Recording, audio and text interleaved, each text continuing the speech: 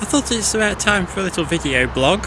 I did one the other week for Autism Awareness Week, or month, or day, or whatever it is.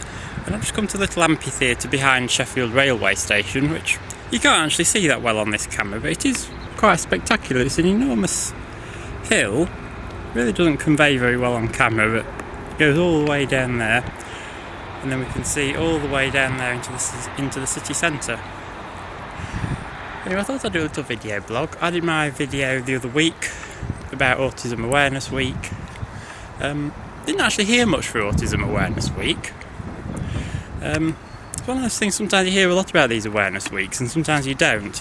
I'm just going to attempt to come up this hill. I'm a bit tired, so because I suffer a lot of tiredness nowadays, as I've said before, so it's a bit difficult climbing up all these hills in South Yorkshire. Because I live at the top of a hill, so I've got another one to get back up the bike. But when we get up here, we'll have an even better view of the city. There's the top of the old Park Hill Flats, most of which has been redeveloped. This bit at the back hasn't, it's all boarded up. There we go, and there's the amphitheatre. That blue thing's a super tram that's just come in. And I need to sit down. Well, now I've sat down and got my breath back, I'm just wondering what to talk about for the blog. I was going to do a video about my experience of employment with Asperger's syndrome and mental illness. I've actually not got around to doing that yet, and I wanted to go to somewhere in Rotherham on a Saturday morning. And the Saturday morning has a bit of important context, which you'll see in the video when I do it. I've just not got round to it yet.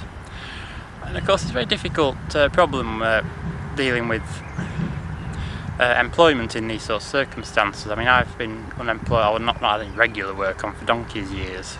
And I know other people who suffer similar illnesses to me, and other mental illnesses, they simply can't get or keep jobs. But I think something like 80% of autistic people are unemployed. Which is really unfortunate, and it really shows what an awful society we are, because most of the people who want jobs are very hard-working people and very willing and abled to do jobs, and the people who stop them are people who work in management positions, and the people who work in management positions, to be honest, are usually just completely vile excuses for human beings, and unfortunately they're the ones with the power, and they're the ones we can't really do anything about. So it's a very difficult situation, and there's not much really that we can actually do about it. So what have I been up to? I'm in Sheffield today. We've had a protest on today. I do a lot of videos about protests. I do some journalism, and I'm particularly interested in protests, and today we've had a protest about converting comprehensive schools into academies. One of the few remaining comprehensive schools, state schools in Sheffield, is being forced into being an academy, and that's been a feature of our government over the last decade, and this is actually relevant to this subject. Academies are not something to do with the Conservative government. The Labour government, previous Labour government, started them, but the Conservatives have really pushed ahead with it and converted a lot of state schools into academies. And sorry, I was just looking at that super tram. It's had a new coat of paint. What was I saying about academies? Yeah, because they sort of run a bit more like private schools but with state funding rather than actual state-run schools. It's a bit like buses and trams, they're privately run, so they sort of dictate what happens. And whilst there's not necessarily anything wrong with the school having some say in its curriculum, they do have issues with special education needs, and someone with a mental illness, for instance, or learning disability or autism or some other illness like that, they may well need some form of support in school. In my case, I was actually bullied by that and didn't really need it. I did get support, and it was really more bullying than anything. So in my case, it didn't really work out. But other people may well need it, and that obviously costs money because you have to employ the staff, you may have to have extra facilities, and that's something that an academy will not want to provide because it will eat into its profit margins. And a state school has to do it, whereas academies can sort of get away without it, and they deal with their own admissions as well. So if someone might have too many needs, they'll say, well, we're not going to give you a place, whereas a state school has to accept you. So yeah, it's never really worked out, the academies. I think some academies have done quite well and made it work, and others haven't. So you know, you'd expect in this day and age we'd have a good quality education system, and we really don't. It wasn't particularly good when I was at school, and it's no better now. So one of the reasons I'm up here in the amphitheatre, I'm actually working on a short film with someone, a local chap who I actually met through activism. He's a Pakistani man, came to England many years ago, wants to do a little film about the subject of multiculturalism and immigration. It's just a little short film where someone arrives in Sheffield from somewhere, and basically he arrives up there and has to then progress through the city to look for something.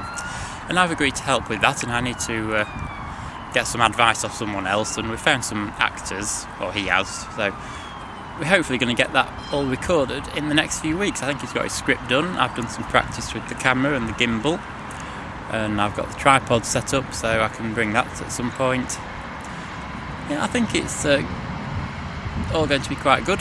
The only issue is with these sorts of short films, you've got a few minutes to tell a story. And I actually used to watch quite a lot of little short films on YouTube back when I started using YouTube. And the difficulty is how much story do you actually tell? In this one, we're leaving quite a lot that's open to interpretation, by the viewer. You have to do that. If the story's only 5 to 10 minutes long, you pretty much have to do that. But then how much do you leave open to interpretation? Because if too much of it's open to interpretation, then the viewer might never understand it. And if they don't understand it, they're just going to sit there watching it thinking, what the hell is this about? So it's always a bit of a challenge, and I think you have to try and get the right compromise.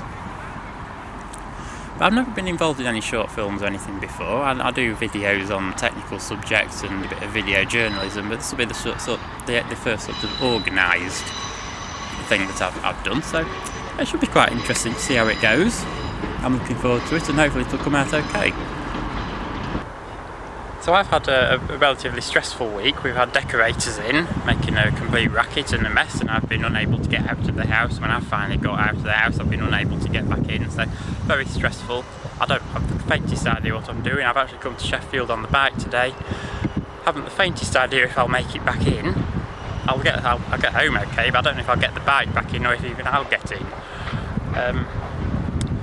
I was actually going to go on the bus, and I got the bus fare in my pocket, but I forgot my wallet. I need to spend some money in the shops while I'm here, so that was no good. But fortunately I managed to get the bike. I went back home and managed to get the bike out, so I did make it here in the end. Of course, bike trip is actually a bit less stressful than a bus trip, so hopefully I'll get back.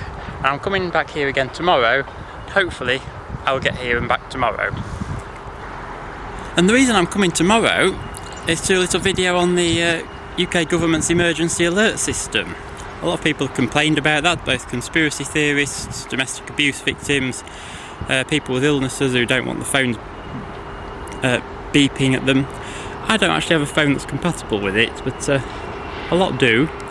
So I thought I'll just come up to Sheffield, set the tripod up on with the camera on a busy shopping street, and see how many phones go off at 3 o'clock.